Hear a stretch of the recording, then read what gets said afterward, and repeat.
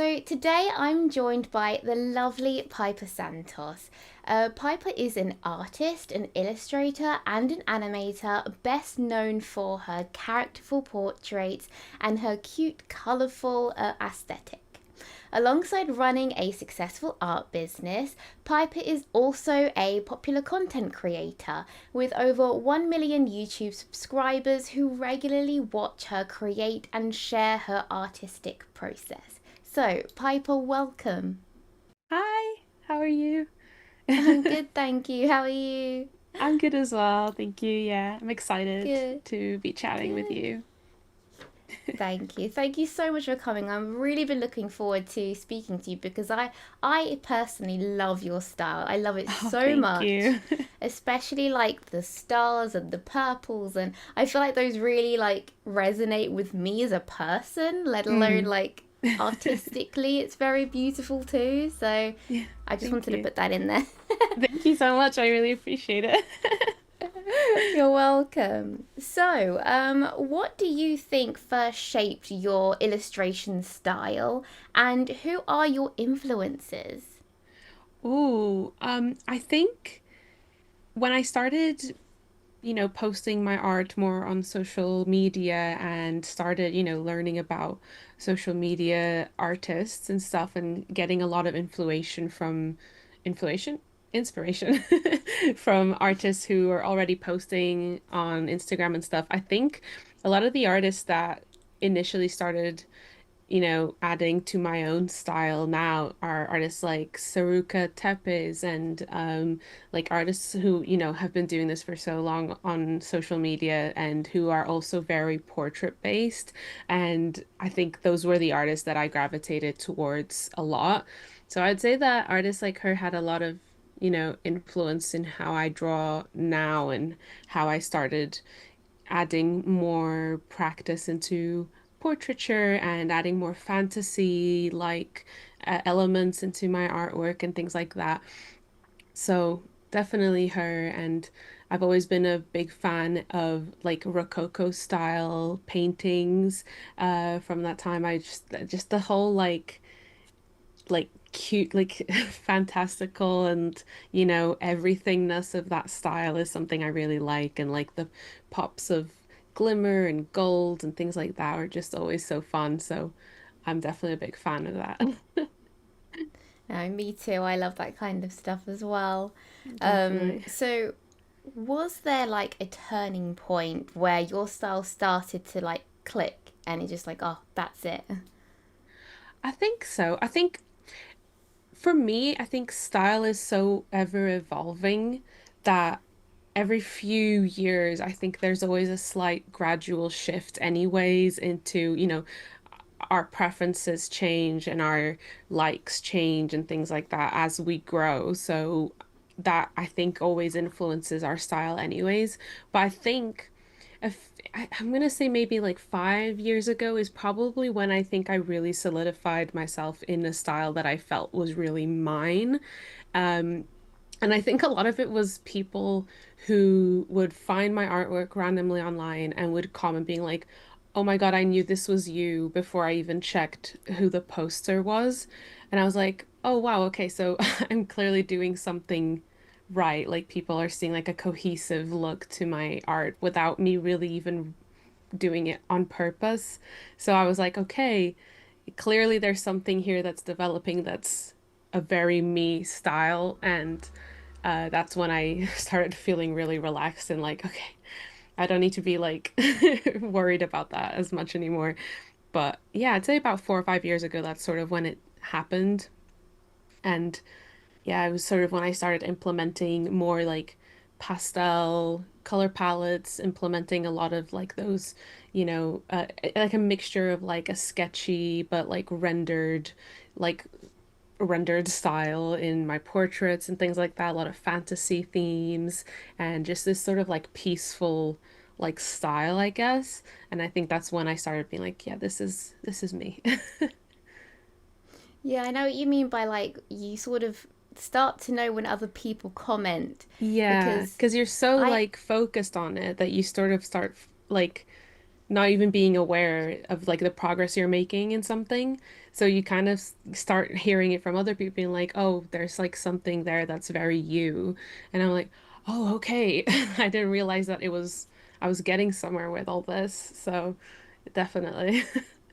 Yeah, definitely. Because when you're so in it, it's so hard to know whether, you are doing a style or you are just copying, or like, you don't necessarily know what's going on because you're so Exactly. deep into creation. I actually had that, like, I think it was 7 years ago now. I think Mm. someone messaged me saying it was like a sort of bad circumstance of, oh, this person stolen your artwork. I knew it was yours the moment I saw it. So I was like, oh, Oh, I well, great see. for Yeah, seeing good my and bad news. artwork. Yeah. Yeah, exactly. Good I news get that you. you can see that it's me. Bad news, oh, they've stolen it. Okay. Yeah, I've But definitely had some yeah. instances like that of like art accounts, art accounts posting like other people's art and stuff and not giving proper credit and people being like, actually, I'm pretty sure this is Pypah's work. And I'd be like, it is, guys, thank you. So I definitely get that as well. It's good to know that people have like an instant recognition of Mm. your style and the way that you work at like first glance. I think it's just really special. Yeah, it's really nice that because you guess they're paying attention enough, aren't they, to know that it's Exactly. you. Yeah, Yeah. definitely. So, do you have any like little rules or habits in your drawings that keep your style consistent? Hmm.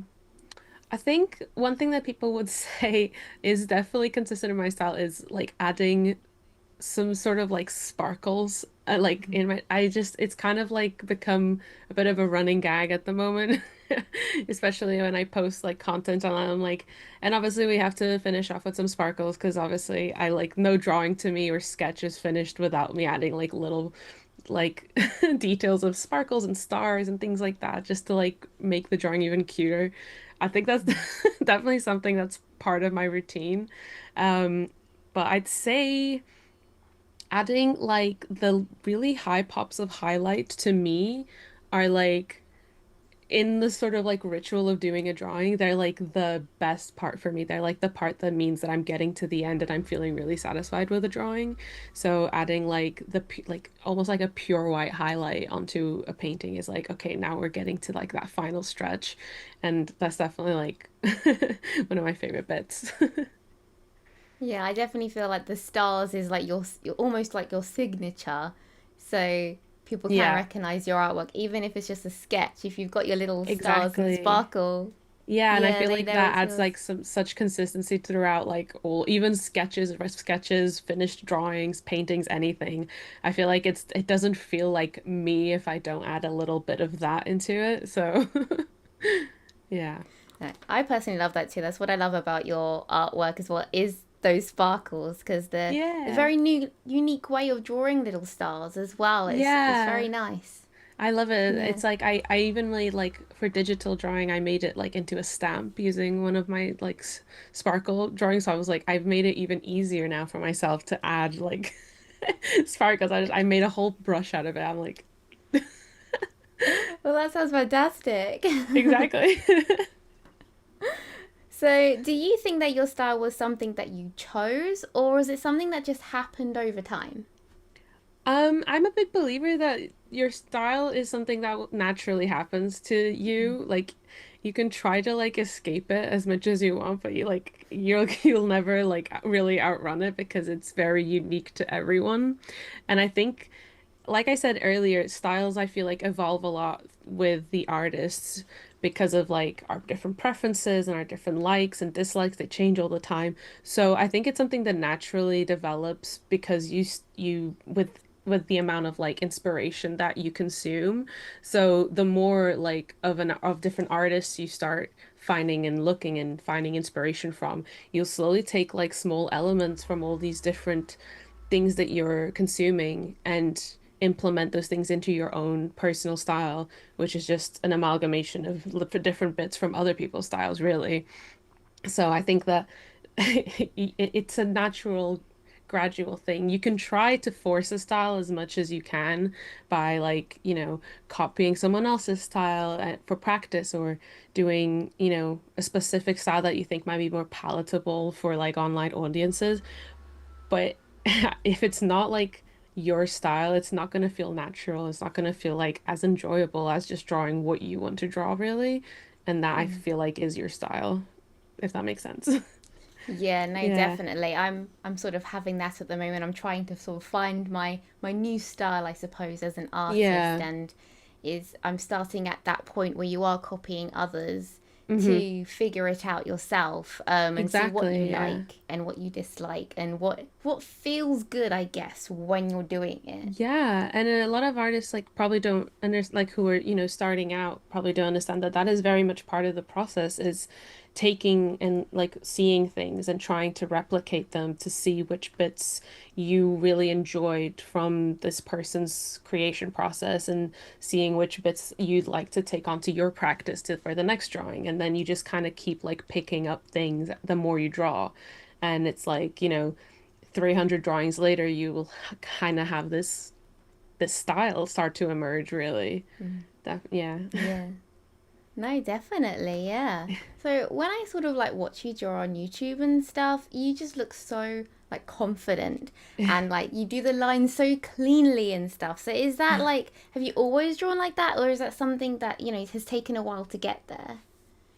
I definitely like with YouTube and social media, I feel like I also fall victim to only wanting to show the nicer drawings. And even when I'm sketching in my sketchbook on YouTube for a video, I'm doing like, okay, I'm gonna sit down, I'm gonna make some nice drawings. Like I'm not sitting down trying to do messy like sketches and like messy thumbnailing, which I do as well, and I do show them usually when I do sketchbook tours, for example. People will get to see those. But I feel like when I'm drawing or showing a process on social media, it's usually when I've sat down and I know that I'm going to be doing a nice, pretty, clean drawing, even if it's a sketch. So, yeah, it's not, they don't all look like that. I do have messy, like scribbly drawings when I'm trying to get like a composition down or an idea that I've had in my head and I need to figure it out visually. Those drawings look like a mess. And usually that's like the roughest sketch that then I turn into a cleaner sketch that then turns into like line art. So there's different stages of what a drawing looks like for me. And I feel like on YouTube and stuff, you get to see like from the middle clean upwards, if that makes Right, sense. yes. Yeah, no, no, it Yeah, makes total sense. So speaking of, can we look through some of your sketchbooks? absolutely. Yes. I can even show you like some of those like Yes. not so clean like sketchbook pages. Like for example, this is an example of a spread that is basically just laying out composition, figuring out thumbnails for an illustration idea that I have that, I'm just trying to get like the anatomy down and like the general idea of it down, and it's not the cleanest, but then I can take these drawings into like a cleaner version of themselves. And for example, these are some portrait drawings that are a little bit cleaner. So these are usually like portrait practice that I'll do where I'm trying to like actually trying to get some rendering out. So these are drawings where I've rendered them and added shading and stuff. So I want them to look cleaner. But they're also timed drawing. I do a lot of timed exercises, like especially to loosen my wrist up. So these are some examples of that in my sketchbook. Just different timed portraits that, some of them are cleaner than others. So And how long is your timing then? How long do you time um, yourself for? so I think these two top ones are 2 minutes. This one's three and this one's five. So that's sort of like the time that I gave myself for these. But sometimes I'll do even quicker ones. I'll do like 1 minute, like really quick sketches just to get like the shape language down and again, just be really loose. Um, trying to see what else I've got here that could be fun. Well, so even your quick ones look so good. Oh, thank you. Again, that comes from drawing portraits. I've drawn millions and millions of portraits, so getting portrait shape language down is very natural to me, which makes it fast. So I know easily where the shapes go. If it was like drawing animals in a minute, that would be a different story. It would look a little more janky. This is another example of some timed portraits, but these are way longer. So these are 12 and 15 minutes, 15-minute ones. So we've got some ones in graphite and one in coloring pencil. And again, these are usually from either life drawing classes or reference images online. In my sketchbook, I usually, if I'm drawing portraits and stuff like that, I'm trying to look at reference and then take those references into like illustration compositions, like this, for example. This is another page of just some random sketches and like some compositional ideas for some illustrations. Um, So do and you then I'll, often draw from life then? sorry. Do you often draw from life? A lot of the times, yes, because especially when I'm feeling not very inspired, I'll usually draw from life or from reference, just to get like something visually going in my brain. And then usually from there, I'll start like, oh, I like the position, like the pose from this person. I think that would look really cool in this illustration compositional idea that I have in the back of my head, and sort of work those poses and sometimes like even faces into other illustrations. And that's sort of how that I kind of create illustrations in my head. And usually I'll even like make little notes in my sketchbook of like if I've drawn like a pose or a portrait that I like, I'll like make a note of like this pose, but drawn like on a thing with a fairy and a sword or whatever. So they're just like notes for future me. But yeah, I do really enjoy drawing from life. That's how I really started out learning to draw, was drawing from an object or a person sat in a room, and learning or teaching myself really how to just draw what I see instead of what I think the object looks like, which I think is a very invaluable lesson in like drawing 3D shapes. And that's how I started out. So that's, I think, why it's so comforting to me, drawing from life and things like that. Yeah. I don't know if you want to see more or if you want Yes, to. please. I would love to. Yeah. I've also sometimes in my sketchbook I'll do like more finished illustrations. Like this is a markers portrait illustration that I did actually for a YouTube video. So it's pencil and markers, and that was for a little process video. Got some more portrait studies here. Oh, they're just Just so beautiful. I also love thank the way you. you draw in the sketchbook itself. Like you overlap the center and stuff. Yeah, Yeah, I love yeah. Like that. to me, it's just like just use all of it. Even as sometimes when I finish a sketchbook, I'll usually go back in and fill out any like empty spots that I've left because I'm like, I really want to use up all of it. And it makes it really fun just filling up little gaps. But yeah, all of these portraits were from a life drawing session that I did online. I always recommend this website. It's called Line of Action, and it's a free online life drawing like website that you can use, and it's amazing. So I do a lot of my life drawing from there. It's awesome. And oh yeah, this I like this spread a lot because it's in color.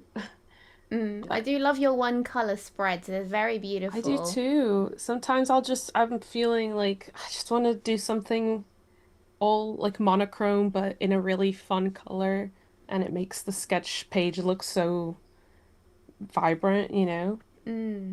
This page as well is also using that Oh, same so pencil. beautiful. I like this rusty pencil that I have. I use it a lot in It my sketchbook. it reminds me of like old sketches, when you use that sort of like tan Oh tone. yeah, like a sepia. Like yeah, I actually Yeah, have that's a what it reminds you sketchbook. of. That was another sketchbook that I have here that is a gray toned like sketch pad, and I use this sketchbook exclusively for sepia toned coloring and rendering from life drawing classes. So I've got some Oh wow. examples if you want to see. So Yeah. they're all using like sepia toned colors, and the best part of it is that I can use like a white pencil to add like really big pops of highlight. It's like so satisfying to add in the white pencil to these. It's mwah. It's so beautiful. I really, really love these. They're just so simple. It's like, it's like moments in this person's life, and I love that. Exactly. Yeah, and they're all, these all of these ones are done in like a class. So I do like a life drawing class that's also online, but sometimes in person. And it's even more fun because everyone else around you is trying to get down. We're all so focused trying to get all these shapes down, and everyone has their own different style. It's always so much fun. I always recommend life drawing to everyone because it's genuinely like such an amazing skill to have. And it's just the last one that I was gonna show, just to show like that pop of white Mm. on this like gray paper. It's so, so beautiful. I love it. It makes a lot of difference, doesn't it? It does, it does. Because when you're drawing on white paper, you've already got the whitest like possible highlight as the background. So you can't really play with highlights like you can on colored paper. So it's a different ball game to me. It's very fun. Yeah, definitely. Oh, that's so beautiful. I really want to try some more tonal paper now. I sort of started dabbling in like tones of paper and Mm. realized that I don't like yellow paper. Oh, Have yeah, you yeah. tried yellow I paper? haven't, Like, does no. that work for you? I prefer, that's why I got this gray one because I used to have Mm, a brownish yellow sketch pad as well, but it just mm, was it felt too sepia for me. The gray one mm, is amazing because you can set the tone of the drawing using whatever color palette you're picking, and the mm. gray will obviously like acclimate to whatever color palette you're using. Whereas with like a yellower paper, you're forced to stick within that color. It's yeah, I get Mm. you. I feel like it messes with like my internal calibration of what colors I'm Yeah, picking, and I just have no absolutely. idea what to put down anymore. Yeah, because also if you are using like coloring pencils, sometimes it will change the Mm, color a little bit when you're putting him down. mm. Absolutely. Absolutely. I Yeah. recommend getting a great sketch pad. It's gonna like change your life. It's really fun. Definitely. No, I'm definitely going to look into it now. That looks really good. It's a good time. So, which came first for you then? Digital or traditional art? Traditional. I actually I started doing traditional art very young, obviously, like we were all doing drawings at home with pencils, but then I when I started having art lessons when I was 11, I was being taught by a local artist in Portugal where I grew up, and he was very traditional. He was mainly a sculptor, but he taught, painting, sculpture, drawing, and all of these in all these really traditional forms. It was very, very fun. So, like I said, he taught me a lot from drawing from reference and drawing from life. And he really, really taught me so much about shading and lighting and how to incorporate that into like drawing with a pencil. I like for the first few years I was only doing pencil on paper, graphite and an eraser and just kind of getting the basics down of like three-dimensionality because I was so new to that. And then I dabbled a bit in sculpture, which was also really good for my brain to learn about 3D shapes in portraits and head and anatomy. And then I went on to painting and he taught me about like different mediums of paint. And yeah, so I learned about all of these different areas of traditional art before I ever even knew that digital art was a thing. And then when I went to university when I was 18, that's when I started sort of dabbling in digital art because obviously at my university they had like Cintiqs and like digital art programs that I had never touched before. And I was like, oh my God, this is also fun. And then a few years later, I got my first iPad. I saved up and then I started dabbling in digital art. And I was like, oh my God, this is so fun and quick to add color to things. So that's when I sort of started my digital art journey as well.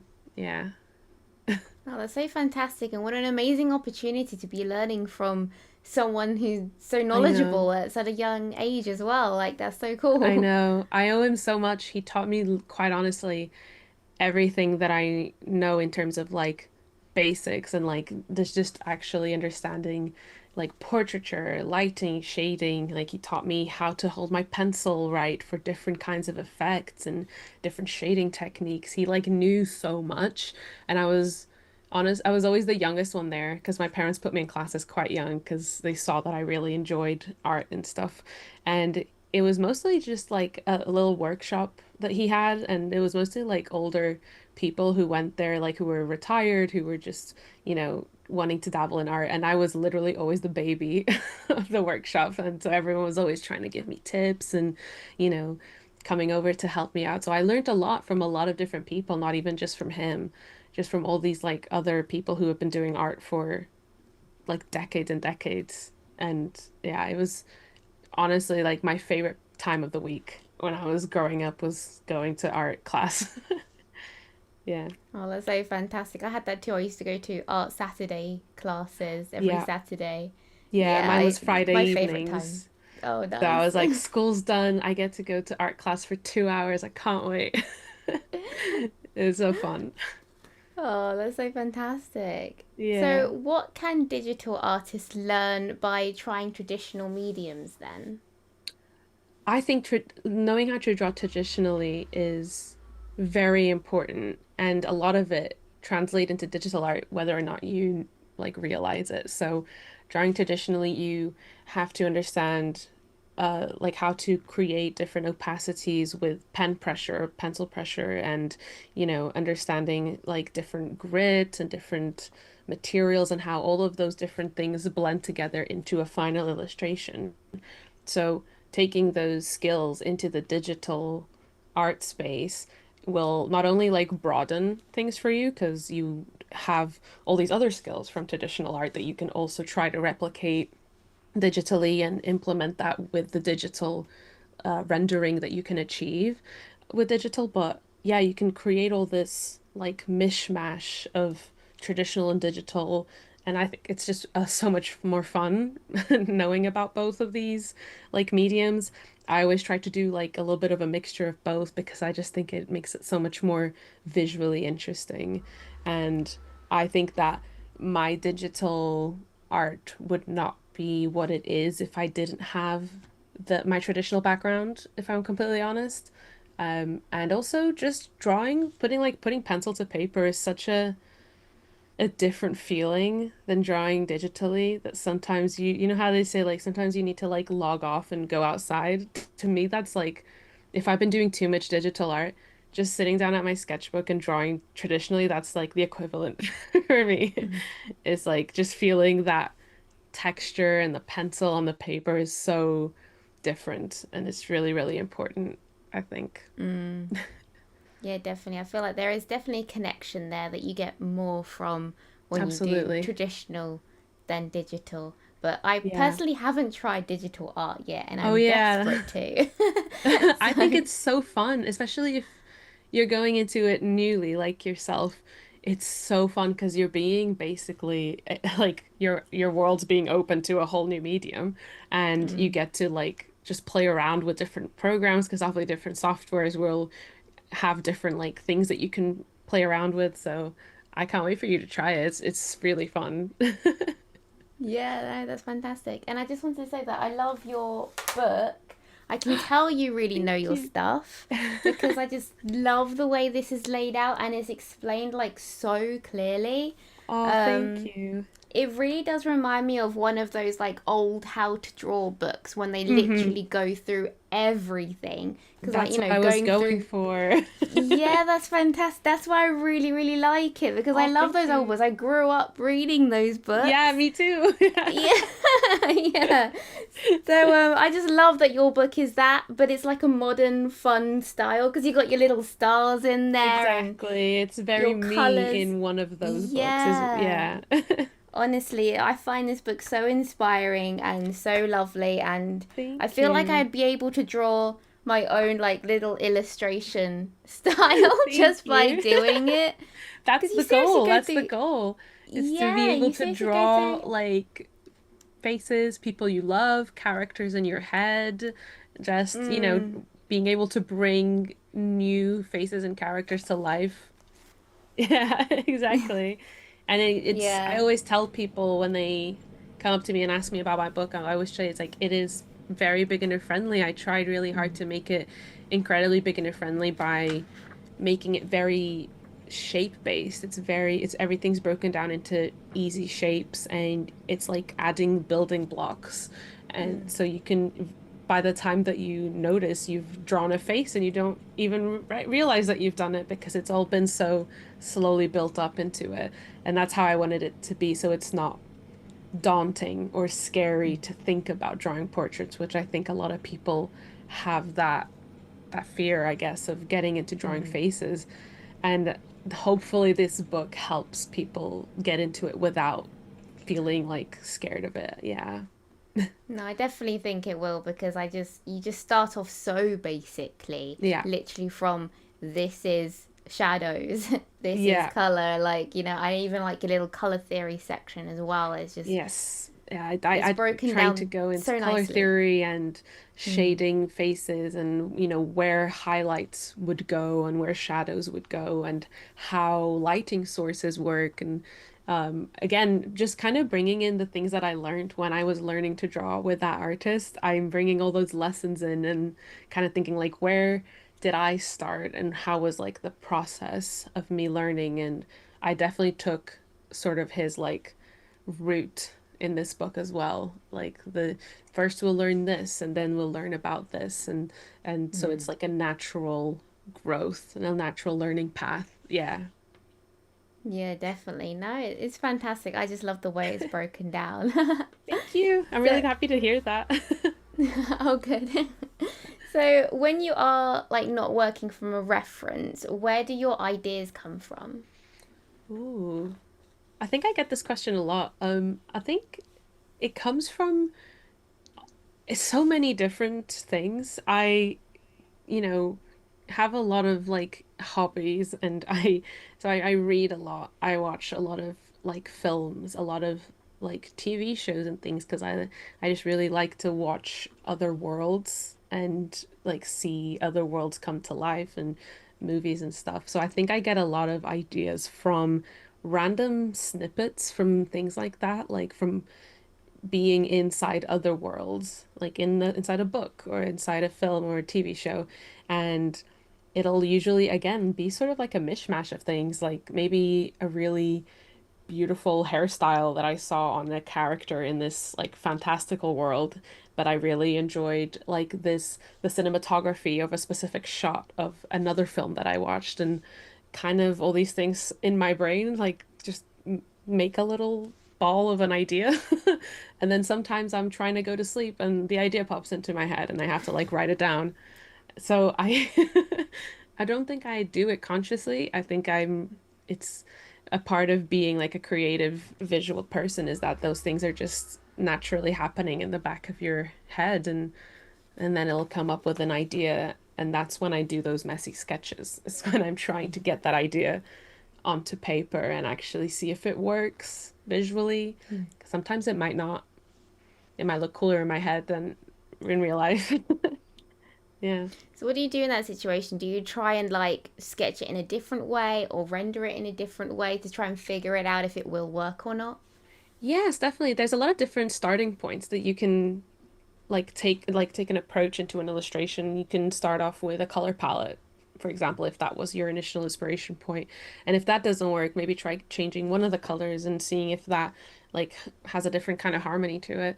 But specifically with a sketch, if I find that I've drawn down a composition and it doesn't really look good, I don't really like it, I'll definitely like thumbnail it differently. So I'll really like with thumbnailing, I try to like really simplify the drawing idea and then try to like draw it in different ways and different compositions until I find one that looks really good from a like tiny version of it. And then I'll take that thumbnail and like draw it out bigger again and see if I like it. Um, Sometimes it takes a few passes until I'm like, okay, this could work. And then I'll try rendering it. But, there's been instances when I got to the rendering stage and I was like, I still really don't like it. So I'll go back again to the thumbnailing stage. And, at that point, it's really like, how much patience do you have and how much do you actually want to draw this illustration? Can you be asked or do you just want to go to the next thing? But you know, it's all part of the process, so you can't get mad at it. Um, but yeah, there's so many different ways you can explore the same idea to get to a different outcome. Yeah.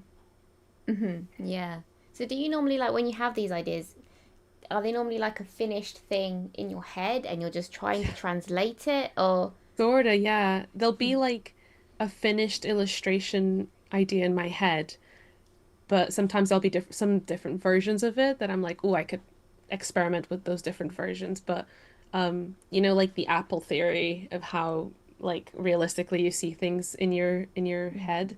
I'm like the extreme of like I see things incredibly finished, rendered with lighting, with color. Like so sometimes it can be a bit frustrating because I'll see something in my head and it'll be very hard to actually replicate that when it gets to actually drawing it, and I'll feel like a little bit deflated that it doesn't look exactly like it did that first time it popped into my head.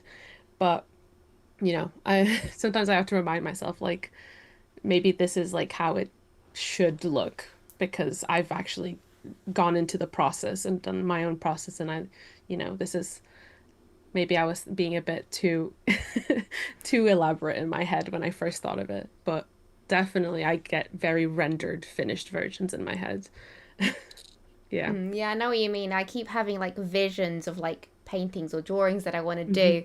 And I go to like even just trying to sketch it. I just like, oh, it's just not It's quite not still, right. Like, yeah. Yeah. yeah, so that's sort of why I'm going back to basics a little bit because, I've been drawing for 9 years now, but I feel like I need to go back to basics in order to re-find this style that I'm sort of looking for. Yeah, I know Um, what you mean. Because I'm trying to do that as well by trying to bring thumbnailing back more into my process. Because I feel like I did thumbnailing a lot more like a few years back. And then I got, I think, a bit too comfortable with going with my first idea or my first thought because, mm, you know, I felt like I just had to like sort of churn out the art so I could post it immediately or whatever. And I feel like I let go of my thumbnailing part of the process, which is, mm, I think, so important because you need to explore these different versions of the same idea to actually figure out which one really resonates with you. And I am trying to bring that back as well into my process of illustration. So I get you. You yeah, have to sometimes take it back a few notches to like yeah. rediscover that process. Yeah. Yeah. Yeah, because I'm so used to finishing work because I'm a commission artist. So, like, literally everything I do is a finished, beautiful piece of work ready Yeah. for the customer. I don't Yeah. I don't even own a sketchbook. Like, that's literally the stage I'm at. I just don't sketch. I Yeah. continuously produce finished work. So, Yeah. Yeah. I'm Yeah. trying to take myself back to the looseness. So, I like your timed Mm. ideas of like what can you produce in 1 minute. Yeah, yeah. It's introducing play, you know? Like I Mm, feel like as full-time artists or artists who have clients and are producing work for a client, it's very easy to sort of start doing less and less of the actual play part of art and mm. creating because you're so focused on, well, I need to pay my rent. So I'm going to focus on doing, you know, the client work, and you slowly start doing the actual fun bits of art. So I completely get what you mean because I've been sketching a lot less in the last few years than previously when I was doing less of this illustration work. I was doing more animation freelance work. So I, you know, my illustration was more fun for me. And then when I became more full time, I started sketching so much less. Mm, So that's why I'm trying to as well bring back more really quick, loose exercises like the timed ones, because that takes 5, 10 minutes out of your day, but you're still introducing drawing for yourself and not for a client. And I think that's slowly becomes more and more like important into your routine. Yeah. yeah, definitely. It's funny how when you become a full-time artist, you do less art. I know. And it's such a like confusing thing, and it's so universal, I feel like, to a lot of Yeah. artists that I know who are also in the business. They're like, yeah, you finally achieve your dream of being a full-time artist, and then you're like, I never have time to draw. And it's it's like, how did we get here? Yeah, like how does that even work? Because surely I you know. should have more time, but no, you I don't. know, right? It's crazy. So, do you think copying other artists that you love is part of your process? And how do you turn that into something that is originally yours? Mm. I feel like not anymore, not as much anymore. I feel like back when I was trying to like get into my own style and figure out what I wanted my style to look like, what I wanted my body of art to have like a cohesive look. That was usually when I think I would take a lot more direct inspiration from other artists. Now I feel like I'm so much more comfortable in my own style and comfortable in my process of illustration that I don't really do that anymore. The I think the most is like maybe I'll see an artist illustration post something I'm like, "Oh my God, I love this so much." And I'll try and like replicate the vibe, but not the actual illustration. I'm like, "Oh, I love this the serenity or like it's so calm and soothing and I love these colors and I'll try and do something sort of that makes me feel similar with my own art." But I think that where I am right now in my style, I don't really find like that necessity in copying other people to get like a sense of style anymore, which is it's just another part of the growth, I guess. I think a lot of people see people in like a much more advanced stage in their art journey and think, oh my God, but I'm still so stuck in this part where I need to like copy other people and I just don't feel like there. It's like it's fine, like we've all been there. It's okay. I was there too. It's just that I'm a bit further along and that's fine. So yeah, I think that not anymore, but I definitely have. Mm. Yeah. Yeah, definitely. I think it's you do get a lot of people, especially when you are bigger on social media. You do probably get a lot of messages from people saying, "Oh, I wish I could draw like you. I wish Mm-hmm. this. You're so amazing. I could never be like that." And Yeah. it is just a journey thing, isn't it? Like everybody's at Yeah. different stages. Some people haven't started, some people are just early, and like you're in like the middle of yours, and Exactly. so I always say yeah. to people, like, don't compare your day one to someone's day 500 because it's not fair on you. Mm. Someone who's been doing it for so much longer than you can't expect to be on the same step of the ladder as them. That's just not how it works. So you have to really be patient, I guess, and trust that you will get there too. And the process is, as long as you keep practicing, the process will be the same for you as well. But it's very important to like trust where you are right now in your process and just keep trucking with it. But because it does get frustrating for like everyone at different stages of the process. Mm. So, just kind of got to roll with the punches. Definitely. I love that you love that quote because I love that quote too. I But I love that always say quote. like don't compare your day one to someone else's day 100. So, Exactly. I love that but quote. yeah. It's like similar to we all have to start on the first step of the ladder to climb a ladder or Mm. something. It's like, I also like that one because it's like everyone has to start off at step zero. Mm. So, you know, it's sort of the same thing. Yeah. But No, but it makes total sense though, doesn't it? And I sort of have yeah. to remind myself of that sometimes as well because I find that I compare as well. I'm not only Yeah. being compared to, but I compare myself to other artists that are like, oh, I All just the love time. how they're All the yeah, it's time. just Yeah. Yeah, that never really goes away, no matter mm, how much of an experienced artist or how quote unquote big you are on social media. Like that never really goes away. Our habits of comparing ourselves to others are literally like so hard to get rid of. So it's I compare myself to everyone else I see online every day as well, but I just have to keep reminding myself like I am doing the best that I can right now and I'm enjoying what I'm doing right now. So I just gotta I have to trust my own words. I have to listen to my own advice sometimes. yes, it's so Yeah, much easier to give advice. I know. So your content is always so good at storytelling.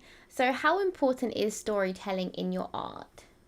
Oh, I think it's such a huge part of illustrations that I try to do is I'm trying to, because of course I love to make drawings of like fantasy worlds and trying to, and I use a lot of characters and, people in and subjects in my art. So I'm always trying to tell some sort of story, whether it's the character story in that moment, like how they're feeling or what they are, what they're doing, or it's the world that they're in and what's the story of that world, why is it the way that it is, and how does that world snippet that I've drawn make the person feel. So I think even when I'm not really trying, that's like something that's so in the back of my head, like I'm trying to create something new. So I'm trying to tell some sort of story about this new thing, obviously, to like communicate something to whoever's going to be looking at it. And yeah, whether it's like a full-fledged story of like a new world or literally just like a story of a moment, that's also Mm. to me a story, whether it's like someone's ex like feeling and it's showing on their face and their expression. To me, that's just as much worth a story to tell. That's just as worthy of a story to tell than, you know, like a graphic novel. I think it's different types of stories, and I feel like yeah, I always try to pass something like that on with my art. Do you ever like try and write down your character stories, or do you mostly just imagine it as you draw it? I think I try to imagine it sometimes as I'm drawing, but I think if it's an idea that I've had in my head that has come out before I even had time to draw it out, like I showed you earlier in my sketchbook, I'll write Mm. like a little note to myself, like, oh, this is happening in this world, and this character's doing this, and she's looking this way and feeling this. And that'll be my like brief, I guess, for when I go in and do the sketch for the illustration. So sometimes, yeah, I'll have like notes on my phone where I'll have like ideas for illustrations. And if it's like, I'm in bed already and I'm trying to fall asleep and my brain won't turn off, I'm like writing little ideas for illustrations and trying to describe the world to my future self. So definitely. So you probably have too many ideas, but does storytelling ever help you come up with any new ones?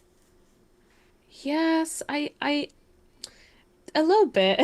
I feel like I've always wanted to tell really long stories. Like I've had lots of ideas for like comics and graphic novels and things that I've wanted to create and that I've, started and then never finished, as is the usual. But I find that trying to write, like trying to tell a story with one illustration will usually kickstart this whole other like narrative within that world that will then inspire me for the next illustration. And it's kind of like this rolling, like, you know what I mean? Like the snowball effect of one story will remind me of this other story, or like I'll think of a different instance of what this character could be doing. And yeah, I think that that's how important storytelling is because it's something that can just keep going and you can just keep telling a story and reimagining it, and there's an infinite art that you can make out of that. Yeah, definitely. You should definitely do a graphic novel. I Novel. really That would want be to. so I have so amazing. many ideas. That's the problem. I've had so many ideas and there's been so many that I've like, all right, I'm gonna sit down and actually like start this project, and then like either life or previous projects get in the way and I'm like, okay, I'll get to it next month. And then Yeah. and then it's kind of just sort of stagnant, but that's definitely something that I am wanting to put more of my time and effort into in the next coming years. Absolutely. Mm, Yeah. definitely. Say like 2026 is your graphic novel year. Hope so, yeah. Especially now that Yeah. I've dipped my toe into publishing and like Mm. being a published author, I think it's a lot less scary now to like Hmm. start like actually focus myself on this one of these projects. So Mm. we'll see. Yeah, because writing an entire book, like this is a big book as well. Like, how Yeah. long did that take you to do? I think from the time that the publisher got in touch with me with the interest in creating this book and its release date, I think it was about a year and a half, 2 years, Mm. something around that. Um, I think the actual creating the book took me about a year, Mm. from, conceptualizing it, writing the sort of gist of the chapters, and then doing all of the artwork for it and all of the writing for it.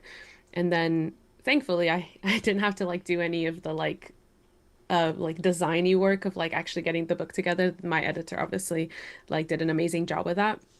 But yeah, it took me about a year, and it was like nonstop every day. I think in the end there were 500 like artwork files that I submitted for the for the Wow. book. So that was a lot of artwork files and a very, very big folder Yeah, that I had to I submit. guess yeah, if you do count every step that you've drawn as Yeah. an individual file, yeah, I can see why it comes out to Yes. 500. Yeah.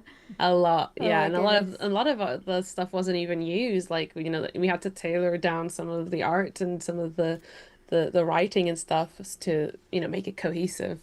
So a lot of stuff was like extra that had to be cut out because it wasn't as necessary. So there was definitely more than actually went into the book, which that's probably why it was so much. That's incredible. Wow, what an achievement. Honestly, I still kind of like pinch myself about it. I was actually yesterday, I saw the book for the first time in my favorite bookshop, like locally, Yeah, I and saw it your was such, reel. I honestly, it was such a like pinch me moment. I was like, because when the book first came out, I did try and go into like some bookshops to see it, but thankfully it was sold out every time. So they were like, "Oh, you'll have to like, or we'll order some more in and we'll like get them in." But like all the copies that we've ordered this month are gone. And so I just never got to see it. And the book's been out for like almost 2 years now. And yesterday was the first time I actually saw it in person at my favorite bookstore. And I was like, it was such a surreal moment that I'm like still so proud of this like project, even though it's been released for 2 years and I've been working on it for four or 5 years or something. And now it's like, and still I get like really giddy when I see it because I Yeah. remember just how much work I put into it, and just seeing it be real. I'm like, I'm proud of myself. I did that. That's really exciting. Yeah, definitely. It's what happens with one of those big projects, isn't it? When you work so long and so hard on something and finally having it there In physically your in front of hands. you. I know. Yeah, It's a yeah. very surreal feeling, and it's like it's like that thing, like I have copies of it at home. I like, I sign copies and take them with me to events, but then seeing it in a shop, I'm like, oh, Mm. this is like anyone could just walk by here and see it and not even know who I am, and like really and just hopefully really enjoy this book. And that was like a really surreal moment for me. two That's years really on, cool. still really cool. Yeah, that's really wonderful. Fantastic.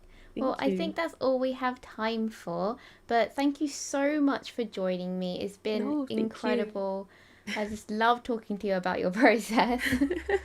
Thank you. You made some really, really good questions. I really just super enjoyed this chat. It's not often that I get to just sit and just yap about art. You know what I mean? So it was just really, really good time. Thank you. Well, you're welcome to yap and chat to me anytime. You too. Thank So, you. to find out more about Piper's work, just visit pypahsart.com or check out her YouTube channel. I'll put the links below. And if you've enjoyed this episode and you're looking to learn more or take your art further, then head over to learnmycraft.com and you'll find tutorials, tools, and a lovely community of artists waiting for you there. So, Piper, thank you so much again, and I look forward to having another chat with you later. Thank you so much. Yeah, thank you. I'm excited to listen to this episode and all the other episodes that you do from here on out. So thank you for having me. I'm very happy. Practice makes perfect. Learn Minecraft.